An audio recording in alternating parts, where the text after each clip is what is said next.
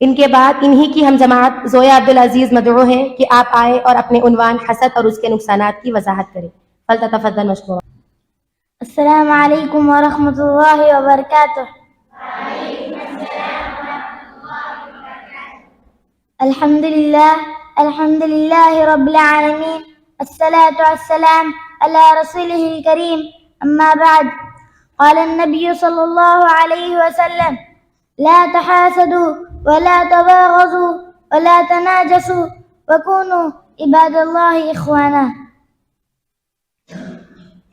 محترم صدر انجمن، مشرق معلمین و معلمات اور عزیز سامعات، آج اس پرنور بزم میں میری تقریر کا عنوان ہے حسد اور اس کے نقصانات. حسد کہتے ہیں کسی پر انعام اور اس کی اچھی حالت کو دیکھ کر جلنا، اور یہ آرزو کرنا کہ وہ نعمت جو اسے ملی ہے اس سے چھین جائیں اور مجھے حاصل ہو جائیں. حسد ایک ایسی خطرناک بیماری ہے جس کا نتیجہ سخت تباہی و بربادی ہے، کیونکہ حسد سے تعلقات ٹوٹ جاتے ہیں اور معاملات بگڑ جاتے ہیں.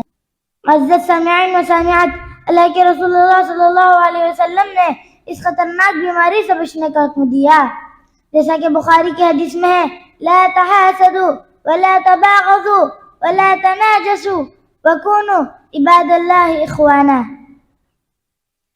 حسد سے ممانعت کے بعد اس کے نقصان کا ذکر کرتے ہوئے آپ صلی اللہ علیہ وسلم نے فرمایا: ان الحسد یأکل الحسنات کما تأکل النار الحطب.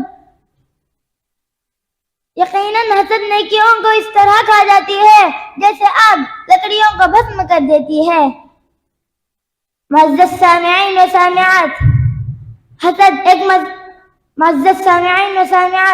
حسد کے نقصانات میں سے ایک یہ ہے کہ حسد حاسد کے بات کے قبول کرنے سے باز رکھتا ہے، اور حسد حاسد کو باطل پر ہی قائم رکھتا ہے. ان تمام باتوں سے معلوم ہوا کہ حسد ایک مذموم بیماری ہے جس کے کئی نقصانات ہیں. اس لیے ہم تمام کو چاہیے کہ حسد جیسی بیماری سے خود کی حفاظت کریں. آخر میں اللہ تعالیٰ سے دعا ہے، اللہ تعالیٰ ہم تمام کو حسد جیسی بیماری سے بچائیں. آمین ثم آمین. السلام علیکم ورحمۃ اللہ وبرکاتہ.